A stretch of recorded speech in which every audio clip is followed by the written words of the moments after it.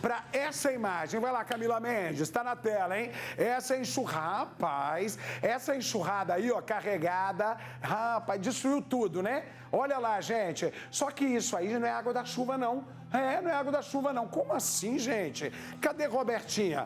Robertinha tá chegando, a rainha das tardes, com Fala Espírito Santo. Roberta, tá chovendo muito, eu sei, no Rio, São Paulo, Minas, choveu muito. Mas isso não é água, então, mana? Na verdade, ou chuva? É água, mas não é de chuva, Michel. Tá. Eu vou Entendi. contar agora, então, para todos os telespectadores o que tá por trás dessa cena, tá, meu amigo? Beleza. Beijo para você, uma ótima tarde. Vamos seguir aqui com Fala Espírito Santo, porque essa enxurrada foi provocada, gente, acredite, por uma caixa d'água que se rompeu. Um trabalhador morreu, outros 5 ficaram feridos.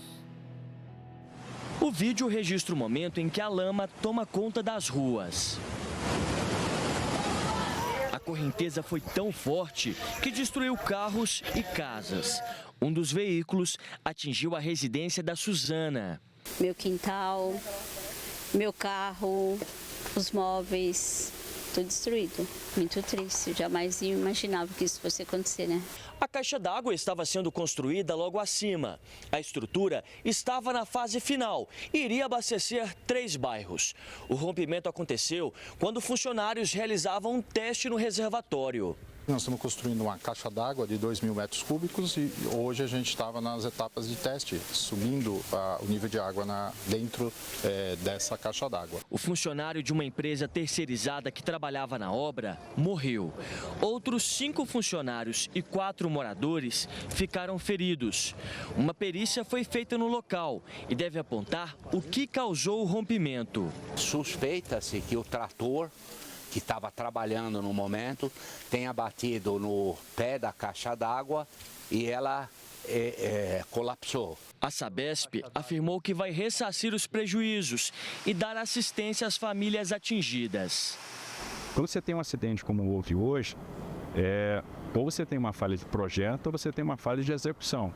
E as duas coisas são inaceitáveis. A gente precisa investigar para, dentro de uma lógica de melhoria contínua, não deixar que aconteça de novo. Pelo menos 30 casas foram interditadas. E agora tem que erguer a mão, erguer as mangas e vamos embora. Então, a vida é hoje. A vida é hoje. Desesperador, né? E olha, em dias de chuva a gente precisa redobrar os cuidados na hora de dirigir. Só essa semana 2 acidentes graves foram registrados. Os motoristas perderam o controle dos carros por causa da pista molhada. Chovia no momento em que o carro conduzido pela motorista escorregou na pista e colidiu contra um poste. O acidente que aconteceu nesta rua em Santo André, no ABC Paulista, tirou a vida de uma mãe. Anne Carneiro, uma técnica de enfermagem de 33 anos, uma pessoa querida por amigos e colegas de trabalho. Era uma ótima profissional, um cuidado que ela tinha com seus pacientes, era amada por todos.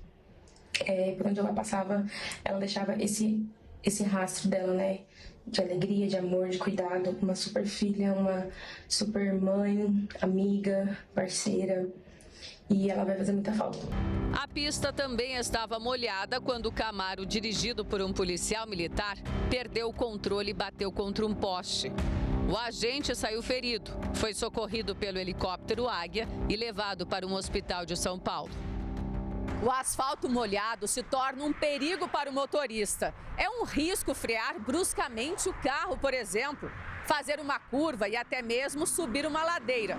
E a primeira medida para evitar acidentes na chuva é, sem dúvida, respeitar o limite de velocidade permitido, seja dentro da cidade ou em uma rodovia. O pneu é outro detalhe importante a ser levado em conta, uma vez que dele depende a frenagem do carro, que em um dia de chuva pode resultar em uma aquaplanagem, especialmente se o pneu estiver careca. É interessante a pessoa sempre estar de olho no estado do pneu em si. Se ele está desgastado, se está comendo mais por dentro ou por fora, ou se tem rachadura no pneu, não só na marca, justamente. Você vai olhar o pneu e falar, o pneu está feio, não está legal aqui, então você já vai providenciar a troca do pneu, entendeu? E o sistema de freio em perfeitas condições, amortecedor bom também. Então, assim, são um conjunto de fatores que te geram uma segurança em conduzir o veículo. Manter uma distância segura do carro da frente também ajuda a evitar acidentes com ou sem pista molhada. Lembrar de fazer a cada 10 mil quilômetros rodados a tão recomendada manutenção preventiva é algo que, para esse mecânico, pode sim salvar vidas. Não esperar quebrar, porque quando quebra não vai só uma coisa, vai gerar outros problemas. A preventiva é a melhor saída em tudo. E agora vem cá, você acompanha comigo uma entrevista exclusiva. O tenente-coronel Geraldo Neto, marido da policial Gisele Santana, falou pela primeira vez. Ele afirma que não matou a esposa e tenta explicar as contradições que aparecem na versão de suicídio.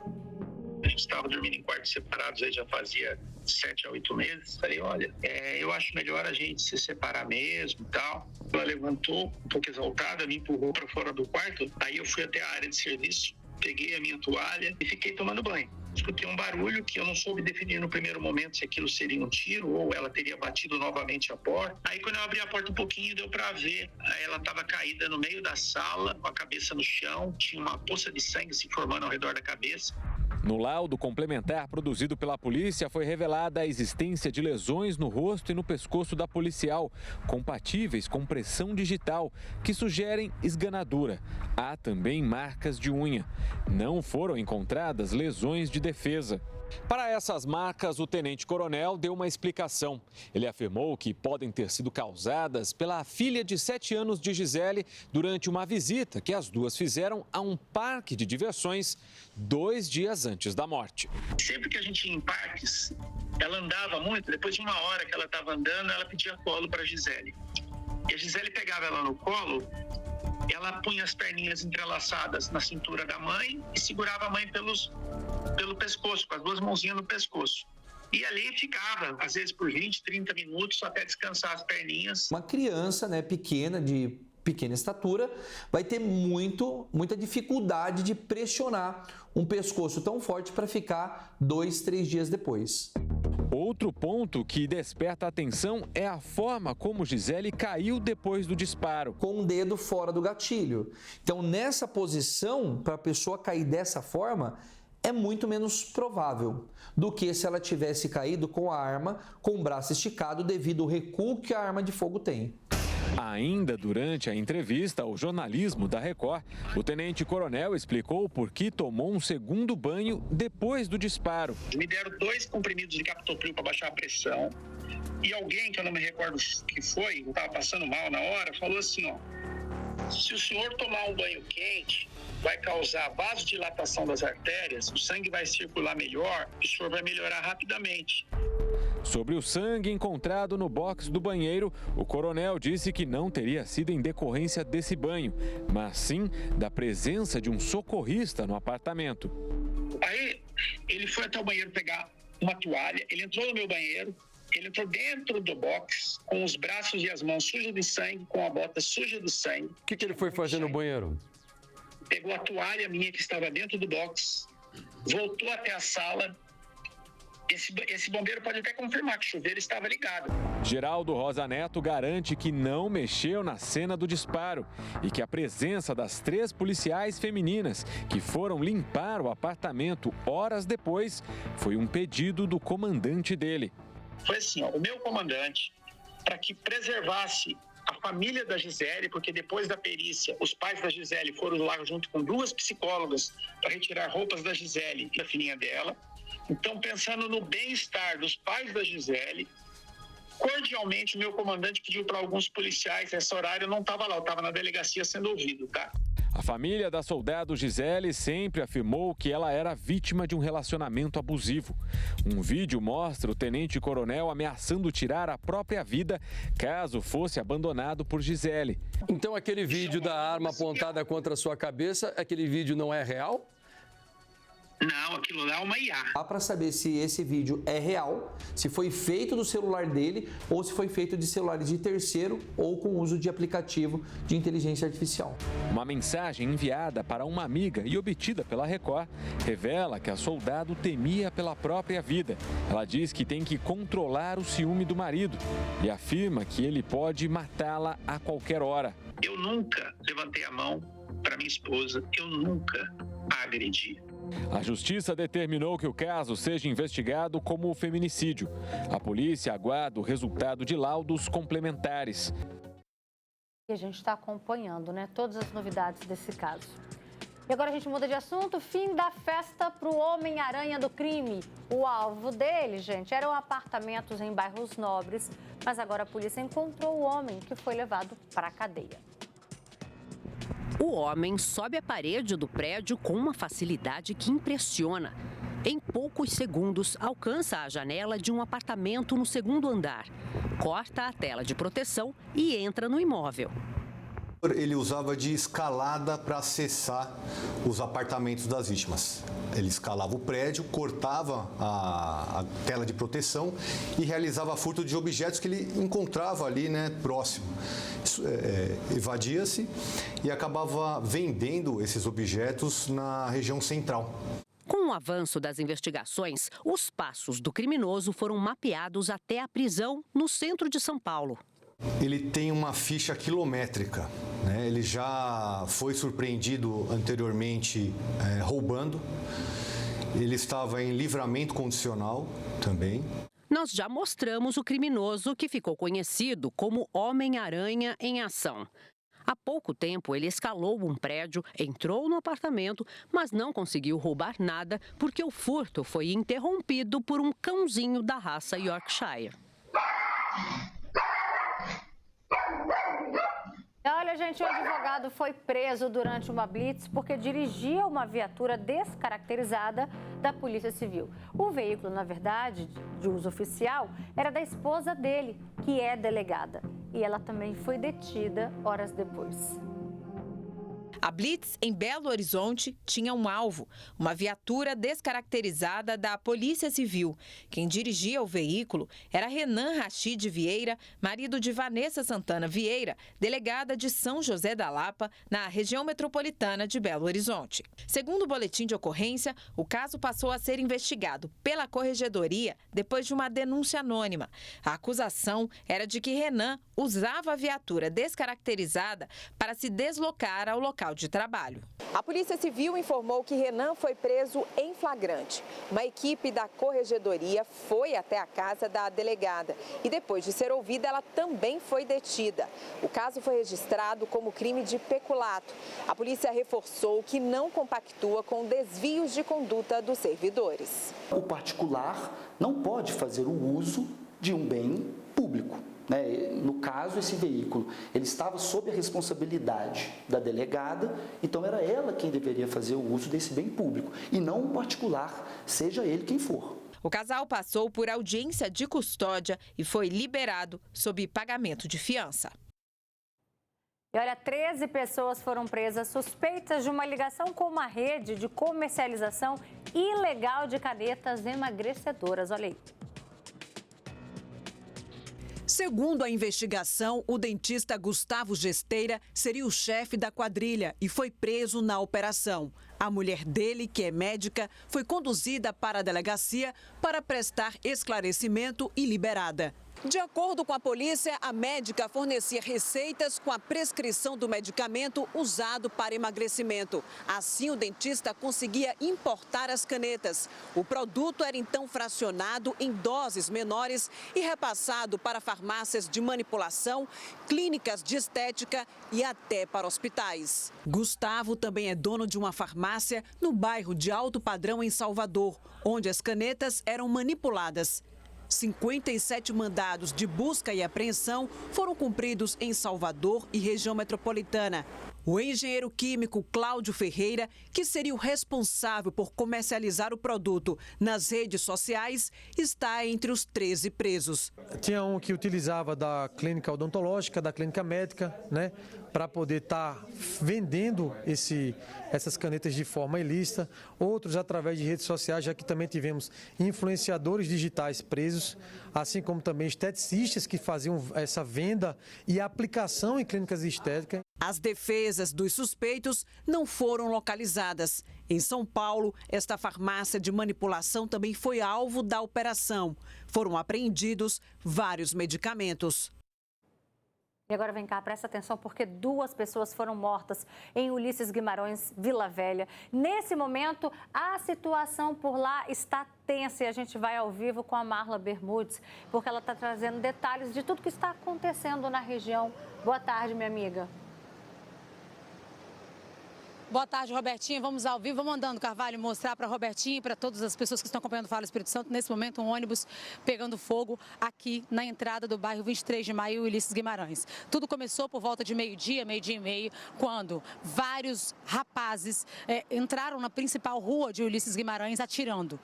Os moradores relatam mais de 70 disparos. Você tem noção do que é isso? 70 tiros. E aí, todo mundo começou a fechar a porta de comércio, aquele cenário de guerra mesmo, sabe, Robertinha? Quando, de repente, a informação de uma pessoa baleada dentro de uma barbearia. Essa pessoa que estava na barbearia foi socorrida e levada para a UPA de Riviera da Barra, que é o mais próximo aqui, fica aqui do lado. Mas nós já recebemos a informação confirmada pela família, um tio dele nos confirmou e também confirmada pela polícia, pelos policiais que estão no local, que esse homem que estava na barbearia morreu.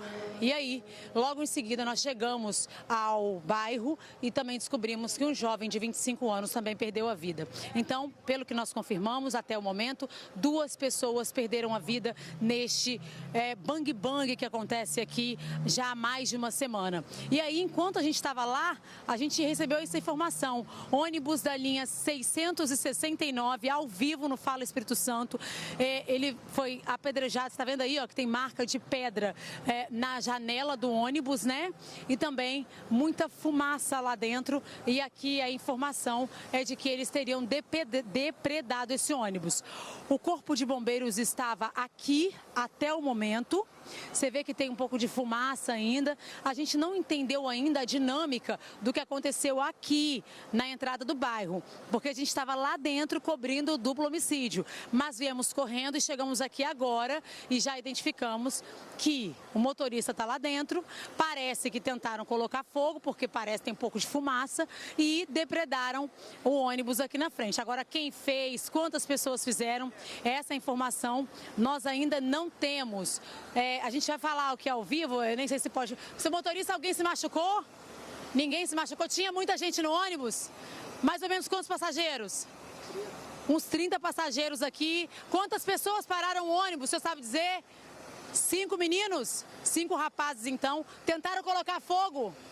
Tentaram colocar fogo no ônibus, confirmado aí pelo motorista, que não pode falar muito, está ali dentro agora nessa situação. Mas olha, que momento difícil para a região 5, Robertinha, aqui no bairro Ulisses Guimarães, entrada de 23 de maio. Então, ao vivo, a gente mostra que 5 rapazes depredaram esse ônibus, um ônibus com 30 passageiros. E aí vai montando uma aglomeração de gente lá, você tá vendo? Ó, uma galera lá, mas a Guarda Municipal de Vila Velha está aqui, também está dentro do bairro. A Polícia Militar e a Polícia Civil, as forças de segurança em Vila Velha estão no bairro nesse momento. E atenção é para o que vem depois, Robertinha, porque a gente que cobre coisas aqui na região 5, crimes, a gente sabe que isso nunca termina.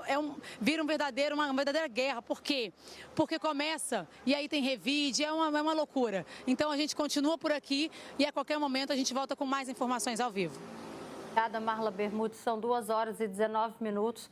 A Marla trazendo informações atualizadas para vocês nessa cobertura ao vivo que ela está fazendo. Inclusive, ela conseguiu ali informações. A gente vê a capacidade dessa nossa repórter. Parabéns, minha amiga. Você sempre trazendo informações relevantes, informações que são importantes para que alertem tanto a nossa sociedade, quem vai ir e vir passar pela situação ali, né, perto da entrada ali de Ulisses Guimarães, também para as nossas autoridades, porque de tempos em tempos a gente está noticiando a situação dessa região ali de Vila Velha.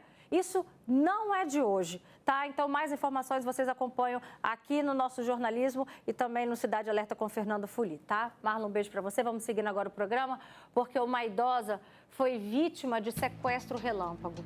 Ela foi rendida por 2 criminosas e obrigada a fazer saques e transferências, que chegaram a quase R$30 mil. Essa idosa de 70 anos, que não quis mostrar o rosto, é a mulher que aparece caminhando sozinha por esta rua em São Bernardo do Campo, na Grande São Paulo. Repare que ela volta pelo mesmo lugar, mas agora com uma mulher que a abordou na rua e pediu uma informação. E ela perguntou pra mim, essa avenida aqui, que avenida é essa? É a avenida do Taboão? Eu falei, é. Aí ela chegou bem perto e abriu a bolsa. Tinha uma arma. Aí nisso, uns minutinhos, chegou outra junto. Aí a outra mostrou uma faca. Segui ela, já fiquei apavorada. Porque você pensa, uma faca, uma arma do seu lado. O que você pensa? Falei, vou morrer. A comparsa da suspeita é essa mulher bem vestida, que esperava na esquina. As duas seguiram pela avenida ameaçando a vítima, que não teve reação e apenas obedeceu. Nisso ela já chegou com um carro. Aí ela chegou com o carro, me pôs dentro. Depois que ela me botou no carro, ela confiscou meu celular, virou minha bolsa, tinha o cartão. Aí ela disse pra mim, ó, o que a gente quer é dinheiro, se você não dá, a gente te mata. Você quer morrer de arma branca ou de outro tipo de arma? Depois de saírem do carro, as suspeitas seguiram para esta agência bancária. Uma ficou do lado de fora, a outra acompanhou a idosa até o caixa eletrônico, onde foi feito o primeiro saque de R$3.000. No caixa convencional, com o atendente, foi feito mais um saque de R$5.000 e uma transferência no valor de R$18.000. O extrato bancário comprova as transações que chegaram a R$26.000, um valor que, segundo a filha da vítima, está completamente fora do perfil da aposentada. Não é corriqueiro na vida dela fazer isso. E eu acho assim, a atendente, ela tinha que ter um feeling. Ela nervosa, não falava nada, ela só foi lá, colocou a digital. E uma pessoa, eles nem perguntaram para que é esse dinheiro. Eu acredito, eu acho que tinha que ter mais perceber, né, essa percepção, porque ela estava muito assustada. Se ela perguntasse alguma coisa, acho que ela não ia conseguir nem falar. Depois de limpar as contas da vítima, as suspeitas fizeram mais ameaças e colocaram a idosa dentro deste carro, que foi flagrado pelas câmeras do bairro. Ela ficou o tempo todo no banco da frente, sendo segurada pela criminosa que estava no banco de trás. Essa tortura psicológica se estendeu por pelo menos 6 horas. Antes de ir embora, uma das criminosas arremessou o telefone celular da vítima no chão e ainda deu risada, dizendo que o aparelho era um presente, já que a vítima tinha dado a elas um lucro de R$26.000. Desesperada e desorientada, a aposentada pegou o primeiro ônibus que viu, na tentativa de voltar para casa. Cheguei em casa, não consegui contar a história. Fiquei quieta, não consegui falar nem com meu filho. Quando foi no outro dia que eu fui falar para ela que eu já estava melhor, porque eu fiquei paralisada. Não conseguia falar, não conseguia comer, não conseguia beber, fiquei apavorada. Até hoje meu estômago está doendo de tanto nervoso. A idosa procurou a delegacia e registrou o boletim de ocorrência. Ela e a filha também foram à agência bancária para tentar recuperar o dinheiro. O banco não existe aí nenhuma ferramenta de identificação, é muito difícil que isso aconteça. Agora, o idoso ele deve aproveitar a oportunidade, caso esteja sendo coagido dentro de uma agência bancária, ele tem que de fato, se tiver a oportunidade, agarrar ali o segurança, pedir ajuda, fazer de fato um escândalo na agência, porque isso vai desestimular o criminoso, ele vai se evadir, com certeza. Muito abalada, com o prejuízo e com o sequestro relâmpago, a aposentada ainda não conseguiu voltar à rotina. Tenho certeza que a polícia tinha que fazer alguma coisa, né, para acabar com essas coisas, porque elas estão soltas, as bandidas estão soltas, e a gente que é família de bem está presa dentro de casa. E agora o que eu vou fazer da minha vida? Covardia, né, dona? A gente ouvir a voz, o desespero dela. E olha, a esposa de Marcinho VP, chefe do Comando Vermelho e mãe do rapper Oruan, segue sendo procurada pela polícia e é considerada foragida pela justiça. Márcia Gama dos Santos foi alvo de uma operação com o objetivo de desarticular a estrutura nacional da facção comandada pelo marido dela. Segundo a polícia, a mulher de Marcinho VP é intermediária de interesses do Comando Vermelho fora da cadeia. A defesa de Márcia Gama se manifestou sobre o pedido de prisão. Se nós entendermos que é uma prisão injusta e ilegal, nós podemos, inclusive, orientar a nossa cliente a não se apresentar. Também foragido da justiça por romper a tornozeleira eletrônica, o rapper Oruan se manifestou por meio de uma rede social após a mãe dele ser alvo de uma operação policial contra o Comando Vermelho. Ele escreveu: "Triste ver que eles estão fazendo política em cima da minha família. Minha mãe sofreu tanto, não merecia isso. Para me atingir, estão atacando o meu bem mais precioso." E agora a gente muda de assunto. 11 pessoas perderam a visão depois de serem submetidos a cirurgias de catarata. Acompanhe. Iraci fez a primeira cirurgia de catarata no olho direito e não teve complicações. Mas depois de operar o olho esquerdo nesta clínica na capital baiana, ela saiu com muita dor e agora está sem enxergar. Não tem sido fácil, viu? Porque você sair para operar o olho para ficar boa e ficar pior, tem hora que entra um desespero assim, eu começo a chorar, mas eu peço força a Deus. O custo com colírios e outras medicações já passa de R$2.000. Segundo a filha de Iraci, a clínica não ofereceu apoio. Infelizmente, nenhuma informação, nenhuma assistência, nenhuma resposta para nós. 138 cirurgias de catarata foram realizadas na clínica no dia 26 de fevereiro. 11 pacientes tiveram perda total da visão e outras 14 pessoas estão com infecção nos olhos. Uma das vítimas é a mãe da Aeronildes. Muitas dores, vermelhidão no olho. Ela já não estava enxergando quando saiu da clínica e o olho lacrimejando. A clínica funcionava neste prédio e permanece interditada. Até a placa de identificação foi retirada da recepção. Dos 25 pacientes que tiveram complicações, 11 vieram de outras cidades para fazer as cirurgias aqui. A clínica particular tinha convênio com a prefeitura, mas agora o contrato foi suspenso. Em nota, a Secretaria de Saúde de Salvador disse que os pacientes não têm previsão de alta. Esta médica explica que a infecção no olho pós-cirurgia é um quadro grave. Paciente que demora para ter o diagnóstico, que demora para ter o tratamento, geralmente tem uma evolução pior do quadro. A polícia recebeu 16 queixas e investiga o caso. Vai entrar num assunto que está dando o que falar, um dos assuntos mais comentados de ontem para hoje. A gente vai fazer um alerta sobre os perigos da tecnologia, principalmente da IA, usada, gente, para cometer crimes. A manipulação de imagens que expôs 2 adolescentes aqui de Vitória. 2 adolescentes de 14 anos tiveram fotos manipuladas por inteligência artificial e expostas em um grupo de mensagens de um colégio particular de Jardim Camburi, em Vitória. Nas imagens falsas, as meninas aparecem nuas. A Polícia Civil já identificou os autores. São 2 colegas de escola, também menores de idade. Era um rapaz que eles estavam se conhecendo e aí ele queria que aquilo evoluísse para um namoro e ela não quis e terminou. Motivado a isso, eu imagino que foi uma vingança mesmo. Uma das colegas não teve nem coragem de ir à escola. Lá ela procurou a coordenadora do colégio, explicou a situação do ocorrido. Porque já no colégio já estavam rodando fotos já entre os alunos. O caso, registrado em fevereiro, acende o alerta sobre o uso criminoso da tecnologia. Como os autores têm menos de 18 anos, o ato é tratado como infração análoga ao crime de produção e divulgação de cena de sexo ou pornografia infantil. Um menor de idade, ele vai responder como se fosse um ato infracional análogo ao crime. Então, ele não responde criminalmente da forma propriamente dita, né? E a advogada faz um aviso importante.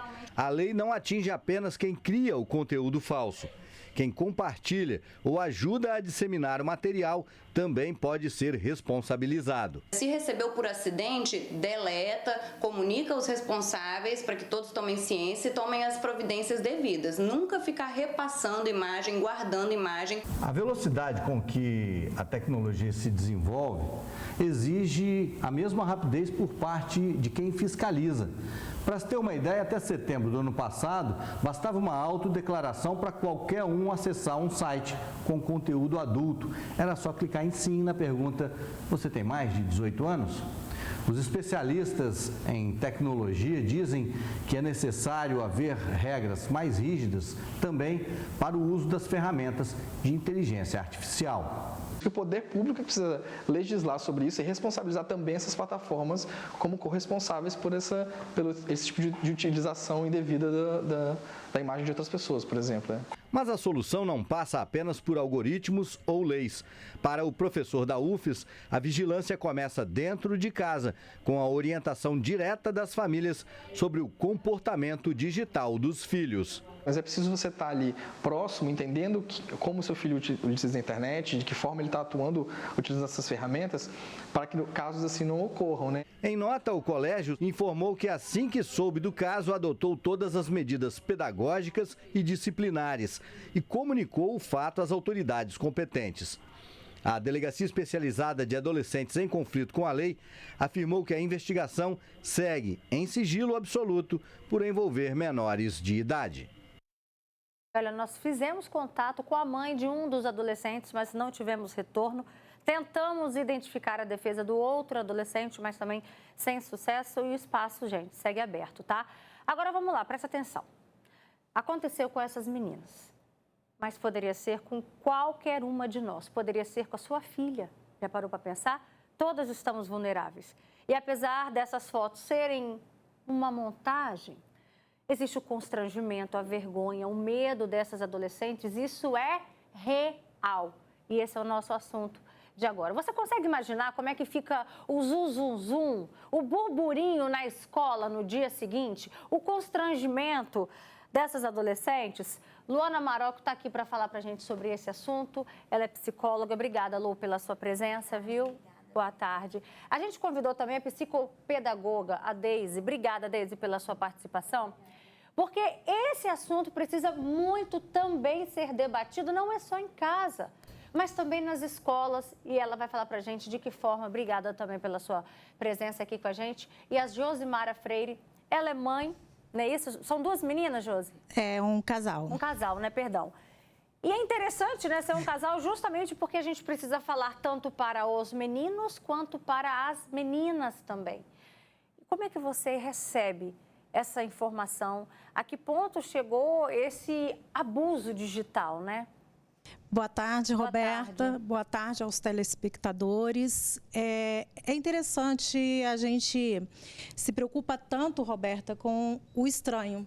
Você fecha a sua rede social, restringe a sua rede social para que estranhos não acessem imagens dos seus filhos. E agora a gente está chegando numa esfera em que o conhecido. Então, não é mais a gente se preocupar com o estranho. E isso é preocupante para mim enquanto mãe. Eu oriento meu filho, o menino, como ele deve tratar as meninas. Oriento a minha filha como ela deve se defender dos meninos. Mas aqui a gente está falando de colegas de escola, da mesma escola, que não invadiram, eles tiveram acesso pelo conhecimento, talvez, serem colegas, e ali pela reportagem, nesse caso específico, como uma vingança, né? Recebeu um não, vou me vingar, vou pegar essa foto, vou tratar. Usou inteligência artificial, manipulou a foto e divulgou. Enquanto mãe, eu ficaria não só constrangida, mas eu recorreria a todas as esferas possíveis para que isso fosse cessado. E aí eu, enquanto mãe, tenho que orientar o meu filho, o menino, para que ele não faça isso com as suas colegas e aprenda, e então estão aqui as profissionais, né, a lidar com o não, com as decepções, para que isso não seja recorrente na vida dos meninos. E aí eu fico preocupada, Roberta, porque a minha filha de 12 anos, ela poderá estar sujeita a isso como as meninas ficaram. Eu não estou livre disso. E a gente chega num ponto que não sabe como coibir mais essas coisas que estão acontecendo. Porque cada dia uma reportagem, cada dia algo, quando você pensa que chegou no limite, tem algo que ultrapassou o limite e você já não sabe mais o que fazer para orientar seus filhos, ou para defender seus filhos, ou para fazer com que eles não sejam expostos. Eu fico realmente preocupada enquanto mãe, né? Até porque isso não existe, isso foi inventado sobre elas, Luana Marocco. Primeiro vamos pensar na vítima, né? Nas vítimas. Como é que ficaria difícil para a gente, enquanto mulher, no dia seguinte ir trabalhar, por exemplo, com toda essa farsa montada, Você imagina isso na cabeça de adolescentes, Luana? Nossa, com certeza. Ainda mais estão formando, né, todos os seus valores, a sua construção sexual, construção de si mesmo. Geralmente, adolescentes têm muitas questões com autoestima, né, com essa forma como ele é visto por outras pessoas, essa necessidade de aprovação, de validação, né? Então, tudo isso traz um constrangimento, uma vergonha, uma exposição muito maior do que nós, adultas, teríamos dificuldade para lidar, com certeza. A aluna não quis estudar no outro dia. Olha como é que é o impacto disso, o efeito dominó. Agora, vamos lá, é importante ressaltar que isso não aconteceu dentro do ambiente escolar, tá? Isso aconteceu fora do ambiente, porém existe essa ligação. Por quê? Porque eles são amigos de classe, eles tiveram um trelelezinho, um namoricozinho ali, se conheceram mais a fundo, mas ela não quis mais. Deise, não é a primeira vez que a gente traz um caso desse. E aí está sendo frequente, isso acende um alerta da importância da gente trabalhar de maneira preventiva. Como que as escolas também precisam aprender a lidar com isso? A tecnologia, ela cresceu muito rápido, né? E aí veio a IA, cresceu mais rápido ainda. O que eu tenho percebido é que o sistema escolar, ele tem que estar mais rápido do que isso. Porque dentro da escola se ensina limite, responsabilidade, ética e moral. Então, cadê o nível de ética? Cadê o limite? Isso é da casa, com certeza, os pais ensinam, mas cadê a escola com a responsabilidade ética e moral? Então, cadê o código? Né? Se tivesse um código, porque não é só punir, precisa orientar, precisa ter informação, precisa ter escola de pais onde ensinem a dar esses limites, até onde é o limite dessa brincadeira. Talvez nessa idade, talvez ele não entenda a profundidade que isso constrói na alma de uma mulher, que é baseado na imagem, né? Então, talvez esse adolescente ele não tenha consciência disso, mas a responsabilidade é da escola de manter, informar, responsabilizar e construir uma ética baseada no crime bullying, que chama. O nome disso é cyberbullying, que é online, virtual, mas que está agredindo o outro. Então, isso deve ser conversado e ensinado. Olha só, a gente vai convidar agora aqui para o nosso bate-papo. Presta atenção, você que está em casa nos acompanhando. Esse relato é muito importante. A gente vai conversar com a Carla. A Carla também foi vítima desse tipo de manipulação de imagem. Ela sofreu isso na adolescência, né? Ela também teve fotos manipuladas. Obrigada, viu, pela sua participação. Primeiro explica, como que aconteceu? Você tinha o quê? 16 anos na época, né? Aproximadamente? Isso, Carla? Boa tarde a todos. Sim, eu tinha 16 anos, em 2021. E o que aconteceu? Hoje em dia eu tenho 20, né? Quando aconteceu, eu estava em casa com a minha amiga, mexendo no celular, e aí uma outra amiga minha me mandou, porque tinha um rapaz que me seguia, que é conhecido daqui onde eu moro, e ele alugava a casa com essa minha amiga, porque os pais dela têm casas alugando. E ele mandou para ela, olha, esse Instagram, tava lá o arroba, tava usando minhas fotos que eu postava de biquíni e até fotos normais, e tava prometendo que comprava nos links lá, ia receber 10 fotos, vídeos e também outras coisas sem biquíni. Eu não sei se ele chegou a comprar ou não, mas ele falou com a minha amiga e aí ela me falou. Aí nisso que ela me falou, eu desci, porque eu estava na casa da minha avó em cima, eu fui na casa de baixo, minha mãe estava lá, e falei com ela. Agora a gente já tentou denunciar, eu compartilhei no Insta para as pessoas denunciar, e no outro dia a gente foi fazer o boletim. E qual foi sua reação quando você se deparou com as suas fotos, a sua imagem, né, associada a um contexto desse? Como é que você ficou, Carla? Eu fiquei meio sem entender nada e achei sem noção. E também um pouco de medo, talvez sair na rua, porque tinha bastante seguidor nessa conta, né, até, e tinha alguns seguidores que eram pessoas até conhecidas, e a pessoa achar que realmente era eu que estava dando esse gol, falando que eu pretendo que eu ia dar uma foto sem roupa, sem nada, vídeos, e não estava dando. Aí a pessoa pagar e falar, comprei de você, você me mandou. Sendo que eu não estava fazendo isso, e, nem pensava nisso. 6 anos, sabe, estudando. Foi um baque, assim. Daqui a pouquinho a gente vai continuar conversando com a Carla, mas olha só, Luana Marocco, ela trouxe pontos importantes, né? Você viu, ela falou assim, eu fiquei com medo, né, de sair na rua porque aquele Instagram ali tinha muitos seguidores, vai que alguém pensasse que aquilo fosse verdade. Olha quantos traumas, quantas maneiras que isso pode ir travando essa adolescente. Para a gente ver os perigos da tecnologia, né, Berta? Assim, como isso avança cada vez mais a galope, como a Deise falou, né? O nosso cérebro de adulto não alcança esse avanço da tecnologia. Não à toa a gente está super cansado, enfim, num estresse. Imagine adolescentes que não têm maturidade emocional para lidar, né? E realmente ela abordou um fato muito interessante que eu nem pensaria, né? Ainda se sentir responsável, culpada, né?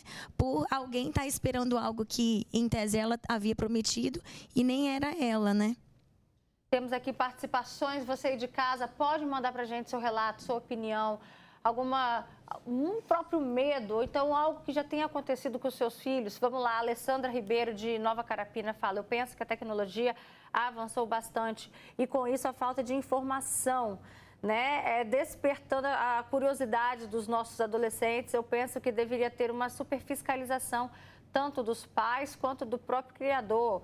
Isso é uma vergonha. Eu, como mãe, faria um BO. Meu nome é Gláucia. Boa tarde. Isso aconteceu na escola da minha filha também. E a escola não fez nada. E da forma que eles falaram comigo, eu me senti coagida. Boa tarde, Robertinho. Esses adolescentes deveriam ser expulsos do colégio para que essas meninas se sentissem mais à vontade. E a punição que eles receberam da instituição, gente, foi uma suspensão. Isso, a gente não está aqui para julgar se é muito, se é pouco, enfim. A gente está só passando os fatos para vocês. Mas isso na cabeça das meninas que sofreram isso. Um dia de suspensão, né? Será que é o suficiente para que esses meninos consigam repensar sobre o que eles fizeram e essas meninas consigam se reerguer diante do que aconteceu? Qual a opinião de vocês sobre isso? Roberta, se você me permitir, agora eu vou falar como profissional, né, não como mãe. É importante deixar claro aqui que a esfera da internet, ela não é uma terra sem lei. E assim como os atos praticados pelos menores também não é uma terra sem lei. Então é importante para todos os seus telespectadores saberem, né, a maioria deve serem pais, que os pais são responsabilizados civilmente, assim como os adolescentes também são responsabilizados com atos infracionais análogos a crime. Ou seja, eles podem ser apreendidos por terem praticado crimes. E aqui a gente vê uma sucessão de crimes que foram praticados. Quando um adolescente se associa a outro adolescente, ele está ali fazendo uma associação criminosa. Quando um adolescente divulga fotos pornográficas de outro adolescente, ele está cometendo um outro ato infracional, só que com um agravante, porque é contra um menor. Tem uma vítima menor. Então, a gente precisa deixar claro aqui que, às vezes, a gente pensa assim, mas aí como fica isso? Os pais podem responder civilmente pelo dano moral, essas vítimas aí podem recorrer judicialmente. Então, os pais falam assim, eu não tenho responsabilidade, eu não tenho tempo para isso. Então, não tem tempo, vai mexer no bolso. Não tem tempo para cuidar do que o filho faz, vai doer no bolso, porque a hora que chegar uma intimação, que seu filho cometeu um ato e você precisa responsabilizar a vítima, então vai doer. Então, é importante, Roberta, falar isso, que os pais hoje, a maioria, por excesso de atividades, estão deixando a desejar, e aí as escolas acabam sendo responsabilizadas de terem que fazer o papel que seria dos pais, primeiramente dos pais. A escola ela tem o seu papel, mas o primordial é da família. E também os próprios filhos. Aí depois, né, desculpa falar, vai chorar, né, aquele ditado popular, vai chorar na cama que é um lugar quente. Então, a gente precisa fazer o preventivo, começar em casa essa instrução e divulgar sempre qual é a responsabilização da família frente a esses atos, porque parece que os adolescentes estão numa terra sem lei. Eu posso fazer o que eu quero e nada vai acontecer comigo, só que não é bem assim. Não, é bem assim. Você trouxe aqui à tona, né, a importância da família, daqui a pouquinho a Deise vai falar para a gente dos protocolos que são necessários hoje em dia, porque a gente já está vivendo em outra era, precisam ter protocolos hoje para tratar esse assunto, né? De que maneira a escola também precisa se posicionar. Daqui a pouco a gente fala sobre isso. Vamos voltar a falar com a Carla, como eu já adiantei para vocês, ela já participou, já entrou aqui em outro momento. Ela já foi vítima também dessas manipulações na internet, né? Já teve a imagem dela associada a outras questões. Enfim, isso te deixou traumatizada, Carla? Como é que foi? Como é que você fez também para superar essa situação? Eu fiquei mais com medo, né? De sair na rua, de alguém falar lá do Instagram, dar o conteúdo. Mas, assim, tinha, né, 16 anos, mas eu já tinha muito madura. Não me questionei, porque eu sou tal coisa. Não, eu sabia que eu não fazia isso não me definia. A pessoa tentou criar um Instagram, botar coisa que eu vendia, eu não fiquei... O áudio da Carla tá ruim, tá picotado? Carla, eu vou te interromper um minutinho, que seu áudio está picotado, mas eu gostei muito de uma frase muito forte. Você falou que isso não te definia. Dá para perceber, a gente já entrevistou sua mãe também em outros momentos. Sua mãe soube fazer um acolhimento incrível com você. E a Luana Marocco está aqui para falar sobre isso, porque quando essas adolescentes passam por essa situação, quantas vezes a gente noticiou escolas de São Paulo e tudo assim, tá? Escola classe média alta. Presta atenção, hein? A gente já noticiou aqui escolas de São Paulo, escolas do Rio de Janeiro, agora está acontecendo aqui e está se tornando cada vez mais frequente. De que maneira os pais, a família, os amigos devem acolher essas vítimas? Primeiro, começando por essa frase que isso realmente não te define, né? Você é uma vítima, não precisa permanecer no papel de vítima para sempre, porque a gente sempre se supera e bola para frente, a vida vai continuar. E entender que isso não é culpa sua, que você tem todo o direito de fazer as suas escolhas, né? Os amigos ao redor vão fortalecer os vínculos, compreendendo que as pessoas erram. Às vezes a gente lida mais de perto com as consequências dos erros desses outros adolescentes. Também eu gostaria de dizer o seguinte, Beta, são todos adolescentes, né? Assim, o adolescente não tem o cérebro totalmente formado, ele tem ações impulsivas. Às vezes a gente pensa assim, deveria ser expulso, também não vai resolver todos os problemas, como a Josi colocou muito categoricamente.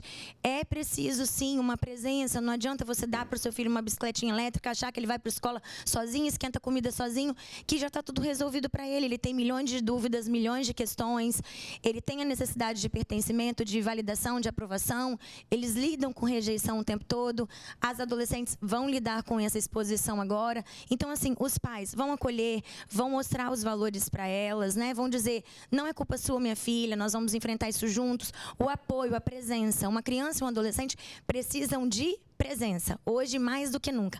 Não adianta dar autonomia quando você não ensina responsabilidade, que inclusive, como a Josi mais uma vez muito bem diz, as responsabilidades vão cair no colo dos pais. Se você não tem tempo para educar, você vai ter tempo para se responsabilizar. A presença é o bem, né, a herança maior que você vai dar para o seu filho. E ele precisa disso, tanto quanto quem cometeu o crime, quanto quem o sofreu. Isso é muito claro, precisa ser dito, mesmo que seja óbvio, né? Isso aí, ó. O José Carlos participa com a gente, a escola é um complemento, a educação parte de casa. Infelizmente, os pais orientam os filhos, mas fora de casa, na roda de colegas, são outros.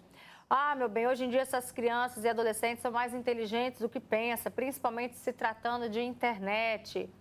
Outro relato, Roberta, muitos adolescentes machistas, em quem os adolescentes têm se espelhado, o que eles têm assistido, né? Será que estão recebendo o não quando realmente precisam? Tem mais comentários. Robertinha, boa tarde. Isso aconteceu com a minha filha, mas foi de outra forma. Até hackearam o Instagram dela, fizeram as fotos dela com nudes, estavam vendendo, comercializando as fotos dela, fazendo como se ela tivesse um Instagram, fazendo fotos nuas e vendendo. Não sei como conseguiram o telefone, tiveram até que trocar a senha do Instagram. Você imagina só como é que fica. Tá? Só de você ter um Instagram hackeado, você já fica desestabilizada. Você imagina hackeado e fazendo dessa maneira, né? Tentando acabar com a sua reputação, gente.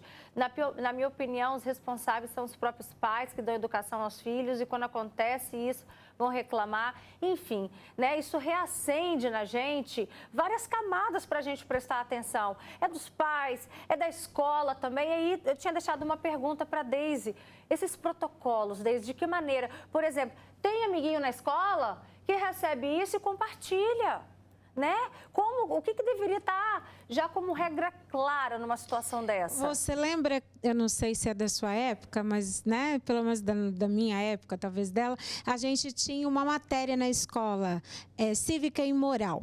Talvez é necessário que essa matéria volte no contexto social tecnológico, porque o que está acontecendo? Vai ter escola que vai proibir o celular, vai ter escola que não proíbe, dependendo do ensino médio, porque já tem autonomia, mas aí a gente tem um problema social, porque a gente está com os pais que ficam muito mais fora de casa do que dentro. Então, esse tipo de conversa, ele deveria estar dentro de casa, porque a empatia, ela tem que ser reforçada na adolescência, porque na adolescência ele está cheio de impulsos sexuais e está cheio de impulsos da própria personalidade. Então, a adolescência já é um caos neurofisiológico.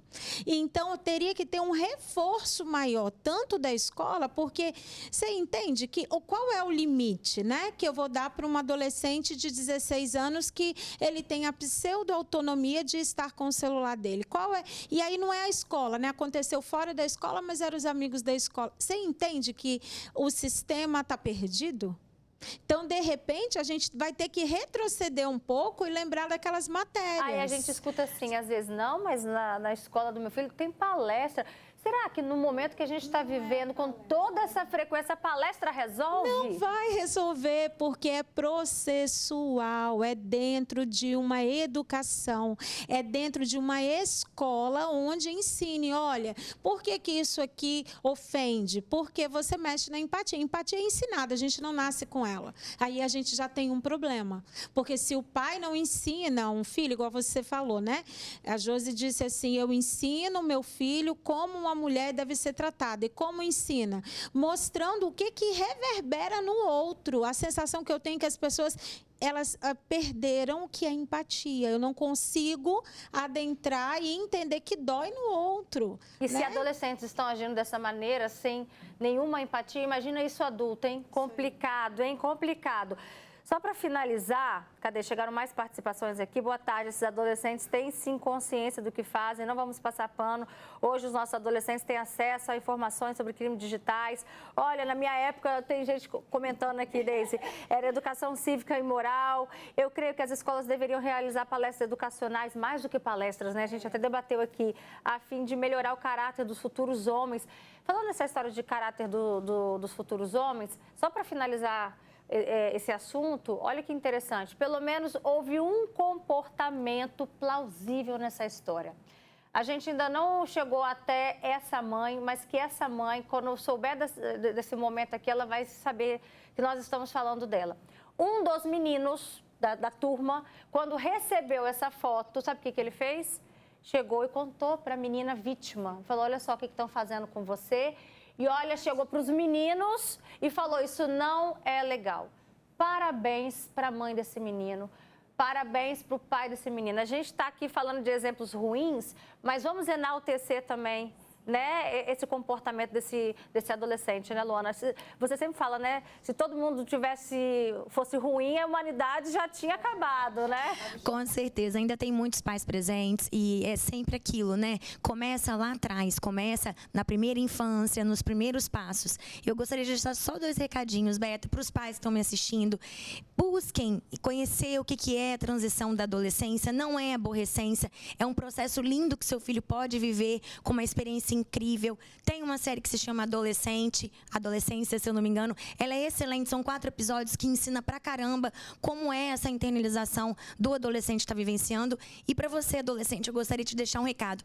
Por mais que os seus pais se responsabilizem pelos seus atos, é na sua pele que eles vão ficar registrados e você vai lembrar pro resto da sua vida. Então, quando você estiver na dúvida se algo é bom ou ruim escolher ou intencionar, antecipa um pouco as consequências do que esse comportamento pode gerar, porque você vai ser responsável por ele para o resto da sua vida, afinal você não vai ser adolescente para sempre, e o nosso passado também nos cobra um pouco hoje, um pouco lá na frente. Repensa um pouquinho, tá? Perfeito. Tivemos uma aula com Luana Marocco, com Deise e também com a Josimara, mãe e advogada. Obrigada, gente, pela presença de vocês.